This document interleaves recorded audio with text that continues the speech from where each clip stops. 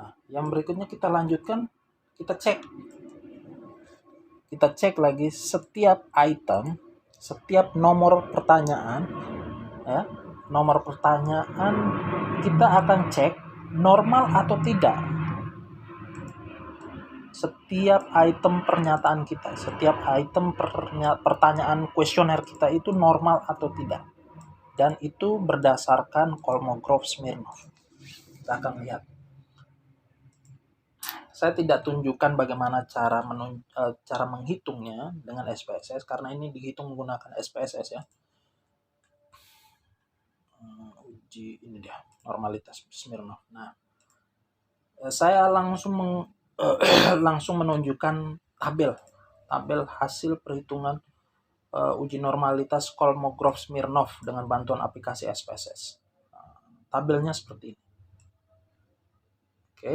Nah, dari sekian banyak isi tabel ini, yang you concern hanya yang ini, hanya yang saya blok. Oke. Yang ini saja. Hasilnya adalah 0,200. 0,200. Nah, sekarang bagaimana cara menyimpulkan? Kesimpulannya you bisa baca di bawah. Berdasarkan hasil uji dan seterusnya diketahui bahwa nilai signifikansi itu sebesar 0,200 atau lebih besar dari gitu ya. Lebih besar dari 0,05. Maka sesuai dengan pengambilan keputusan uji dan seterusnya pada halaman 31, kita bersimpulkan bahwa data dalam penelitian ini berdistribusi normal. Jadi itu tidak neko-neko begitu. Ini yang paling simpelnya begini. Andai kata misalkan kayak jawaban siswa, jawaban para responden itu you sudah setting gitu. You sudah umumkan ke anak-anak, oh tolong dong nanti dipilih yang baik-baik semua. Nah, maka nanti pada saat pengujian normalitas akan ketahuan, oh ini tidak normal. Jawaban dari para responden untuk setiap item tidak normal. Nah, gitu. Nah, karena ini berjalan secara natural, tanpa dipandu, tanpa diarahkan, maka hasilnya pun bagus. Gitu ya, bisa paham? Oke, sekarang kita masuk ke tahap yang kedua, bagian ketiga, linearitas, uji linearitas. Nah, apa itu uji linearitas? Saya tidak mau menjelaskan. Nanti baca sendiri.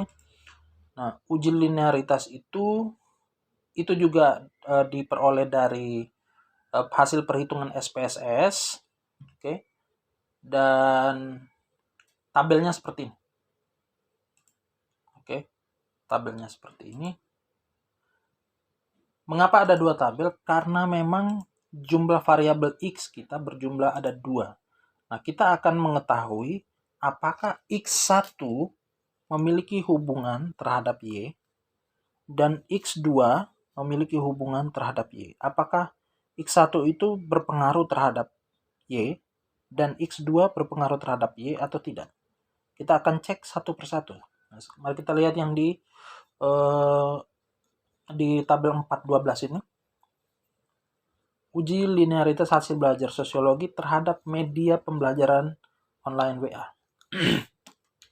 Nah, dari dua tabel ini, you tidak perlu lihat semua angka-angka yang di dalam. You cukup concernnya di deviation from linearity atau DFL. Nah, nilai DFL, signifikansi DFL-nya, itu yang kita ambil. Nilai signifikansi DFL untuk X1 terhadap Y itu 0,156. Oke. Kalau DFL yang X2 terhadap Y 0,249.